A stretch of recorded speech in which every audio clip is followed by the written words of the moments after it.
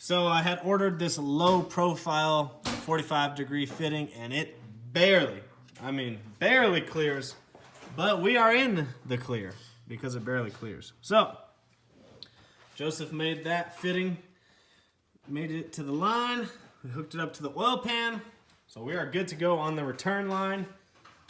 Can we now tighten the turbo actually, or no? Tighten it up. I'm sure you'll have to undo it again. Yeah, I've only undone it about 4 or 5 times now. Tighten it up. We're going to tighten down the turbo so that we can figure out where the exhaust is finally going to go, and we can actually hook up the oil feed line if the turbo is going to stay. So I'll probably wait on the feed line.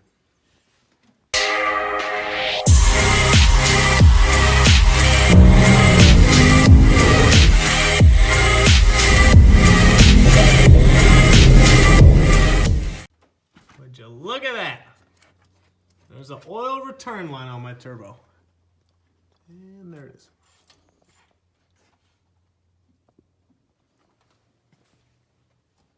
All right, so I'm an idiot and forgot my camera, so I'm gonna add some clips in from the phone.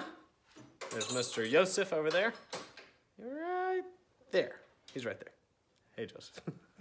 So I had ordered this low profile 45-degree fitting and it barely clears, but we are in the clear because it barely clears. So Joseph made that fitting, made it to the line, we hooked it up to the oil pan, so we are good to go on the return line. Can we now tighten the turbo actually, or no? Tighten it up. I'm sure you'll have to undo it again. Yeah, I've only undone it about 4 or 5 times now. Tighten So it up. we're going to tighten down the turbo so that we can figure out where the exhaust is finally going to go, and we can actually hook up the oil feed line if the turbo is going to stay. So I'll probably wait on the feed line.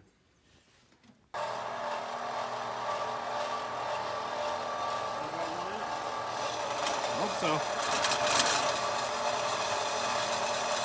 So we are cutting the exhaust right now. Young fabrication right now, going down.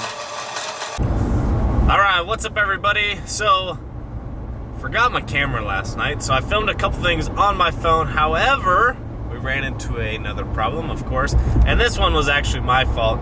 So, back when we were piecing together the turbo kit, I had talked about possibly, instead of doing like the typical stainless steel exhaust, doing something aluminum.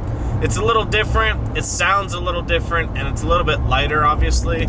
And that's what Joseph runs, and at the time he was really good at aluminum welding, and he didn't really dabble too much in stainless steel, which is kind of funny because it's usually the other way around. Like, usually people are really good at stainless steel or mild steel, but they have trouble with aluminum. But it's funny because he had just done so much aluminum, he really never messed with stainless steel. And a little background for you guys, he's only been welding for, I don't even think, a full year. He's kind of just been doing his own side projects, and he decided he would help tackle my turbo kit with me. So really awesome of him. But anyways, when we were piecing together my turbo kit, I asked him which flange I needed for the turbo, and I needed a 3 5/8 V-band flange, and those things are not cheap. They're very expensive. I think it was 110 bucks. I talked about it in another video, but I think it was 110 bucks with the V-band clamp. And at the time, you know, I talked about doing an aluminum exhaust, but I probably wasn't 100% sure. Well, long story short, I ordered a flange for a stainless steel exhaust and not an aluminum one. And so last night we cut the exhaust, we lined it up perfectly, exactly how I wanted it.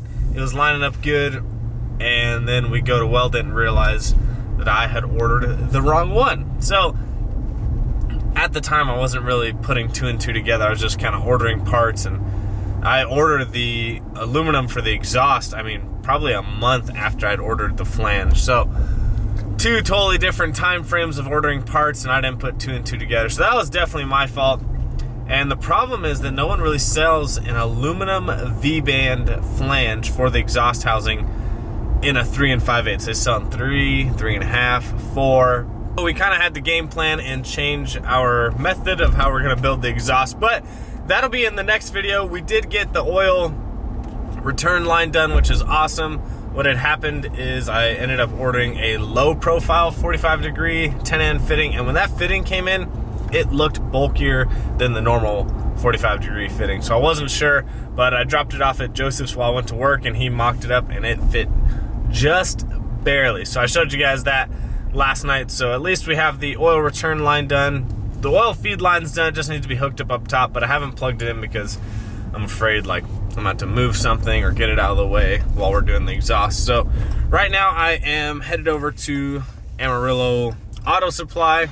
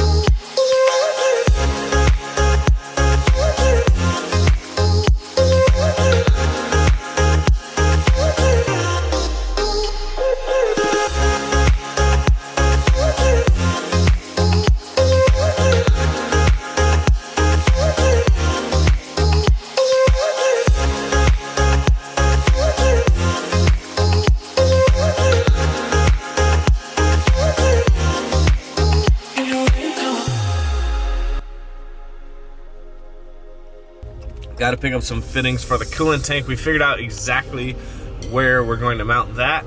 So I just need to pick up some hoses and a couple fittings for that guy. And that's pretty much what we're gonna try and tackle this weekend. Is we're gonna try and get the exhaust done.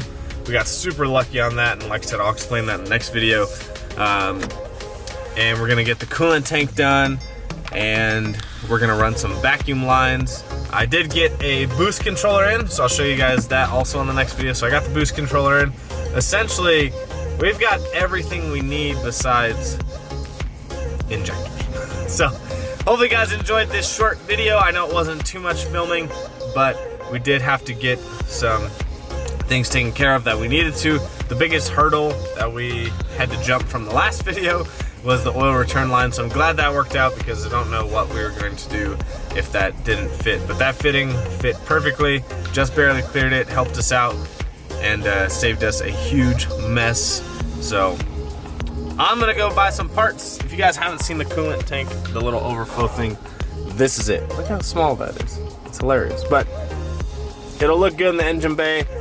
Probably show you in the next video where it's actually mounted, but what I've got to go get right now is some fittings for it and some hoses. But that's going to conclude today's video. Hopefully you guys enjoyed this. Hopefully you're following along on the build. If you haven't already, make sure you hit that subscribe button. Share the video with a friend if you think they would enjoy it, and we'll see you guys on the next one.